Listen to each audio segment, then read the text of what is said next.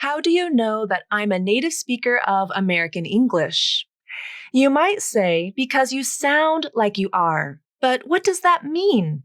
I sound like a native speaker. My pronunciation is like a native speaker. That's true. But there's something else in my voice that gives it away. It's the placement or the quality of my voice. And in this video, you'll learn about the placement of the American English front vowels.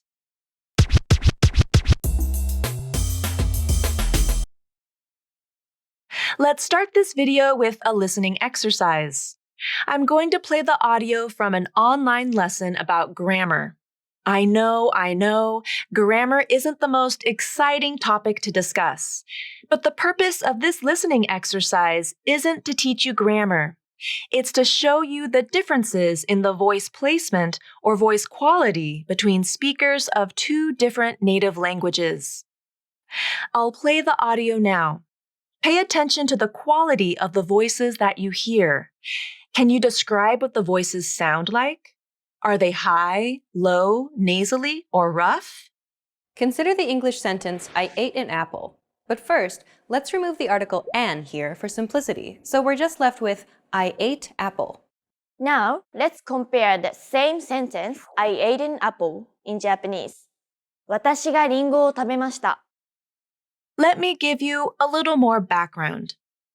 This audio was from a video about the grammar of English and the grammar of Japanese. One speaker was a native speaker of American English, and the other was a native speaker of Japanese. What did you think about the placement or the quality of their voices? Did they sound like they shared the same vocal qualities? Were both of their voices low or high, or placed up in the nose or down in the throat? Or did they sound different in some way? And I mean different other than their pronunciation. If you think that their voices sounded different, what was different about them? Can you describe it? When we talk about pronunciation, many times the focus is on things like tongue placement. Is the tongue at the front of the mouth or at the back? Is it high in the mouth or low? Or we focus on voicing. Are the vocal cords vibrating or not? But there's another piece to the pronunciation puzzle that's very important to having a good American accent, and that's placement of the voice. Where is the voice resonating or vibrating? Does the voice sound like it is placed higher in the head, or lower in the chest, or at the back of the mouth? Different languages have different voice placements. And if you want to pronounce American English as naturally as possible, you'll want to imitate the placement of a native speaker. The best way to work on placement is to focus on the vowels of a language. Vowels are made with a relatively open vocal tract. The throat, mouth, and nose are more open when you pronounce a vowel. The voice can then resonate or vibrate in this open space. And if you can imitate the placement of a vowel, it will help you to pronounce that vowel with a much more native-like sound and quality. All vowels have specific placements, but in this video, we'll practice two of the front vowels of American English, the E as in C vowel and the A as in apple vowel. The training you'll receive in this video is the same type of training that I use in my group English class called Julie's Conversation Club. And in fact, during our last live class, we practiced the placement of all of the front vowels of American English: E, I, A, E, and A. If you want this type of detailed practice too, then join Julie's Conversation Club and come to my next live class. I'd be happy to help you with it. The link to join is in the description below. Let's begin by discussing the E as in C vowel. The E vowel is in many different languages around the world, so chances are that you have it in your native language. Just say it a few times. E, E, E. Can you describe where you feel the sound resonating? Is it low in the mouth? In the middle of the mouth? High? Front? Back? E. When I say the E vowel, I feel that it is placed high in my mouth, close to the palate. It sort of resonates in the small space that's between my tongue and the palate. It also feels like it is placed at the front of my mouth, directly below my nose. E. I also feel like the vowel glides down in pitch as I say it, though I don't have to use this downward gliding motion in my voice. But it feels natural for me to glide the pitch of my voice down as I say it. E. I also feel some tension in this sound, especially in my tongue and in the muscles underneath my chin. This tension is most obvious at the place where the E vowel resonates, close to the palate.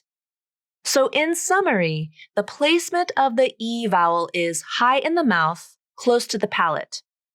At the front of the mouth, just below the nose. It resonates within the small space that is between the tongue and the palate. The voice may glide down in pitch as you say it. And there is tension within the tongue, especially the part of the tongue that is close to the palate and in the muscles underneath the chin. Do you feel that as well? Or does your E vowel feel different in some way? Try to describe the placement of your E vowel. Where do you feel it? Now let's discuss the A as in apple vowel. This vowel is not as common in other languages, so it's likely that you don't have this vowel in your native language. Just say it a few times. A, A, A. Can you describe where you feel the sound resonating? Is it low in the mouth? In the middle of the mouth? High? Front? Back? A. When I say the A vowel, I feel that it is placed low in my mouth, and I also feel like some of the placement shifts to the back of my mouth. A. I feel slight tension in the back of my tongue and throat, so that's why the placement also feels like it is farther back in my mouth. It's almost like the A vowel is located directly beneath the soft palate, the squishy part of the roof of the mouth. The resonance feels more open compared to the E vowel, and I can sense there is more airflow with this vowel compared to E. E. A. But there is some slight tension at the back of my mouth. So in summary, the placement of the A vowel is low in the mouth, slightly at the back of the mouth, just below the soft palate. It has a more open resonance compared to the E vowel. It feels much less constricted, and it feels like there is more airflow with this vowel.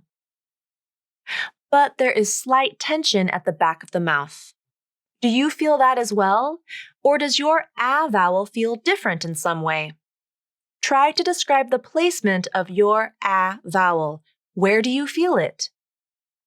Now let's practice the placement of these vowels in different words. You'll hear each word 3 times, and I'll use different placements each time. I'll start by demonstrating my natural, native placement.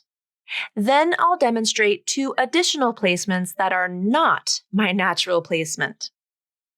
I want you to imitate the placement that you hear. C, C, C.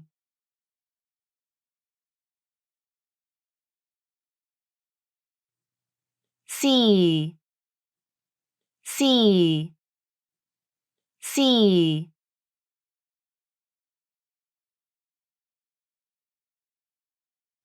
C, C, C.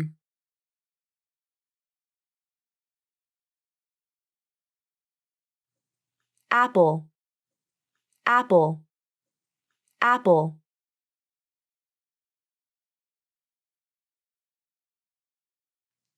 apple, apple, apple.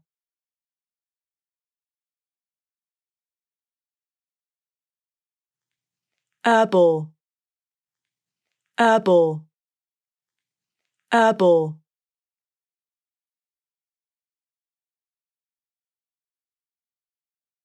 I'm going to replay the audio from the beginning of this video, the one of the native speakers of American English and Japanese, discussing the grammar of each language. Listen carefully to their voices and try to describe what you hear in terms of placement. Then try to imitate the different placements. Consider the English sentence, I ate an apple. But first, let's remove the article an here for simplicity. So we're just left with I ate apple. Now, let's compare the same sentence, I ate an apple, in Japanese. 私がリンゴを食べました。Describing and imitating the placement of vowels might be really challenging for you at first, especially if you've never done it before. And if this is the first time that you've even heard of voice placement, this video might be really confusing. Don't give up. Keep trying to imitate the placement that you hear. Having a good American accent involves changing your voice so that you're using the same placement of a native speaker. It's hard work at first, but it will result in a much more clear and natural American accent. If you have questions about voice placement and you want to practice with me, join my next live class at Julie's Conversation Club. The link to join is in the description below. Thanks for watching and have a great day.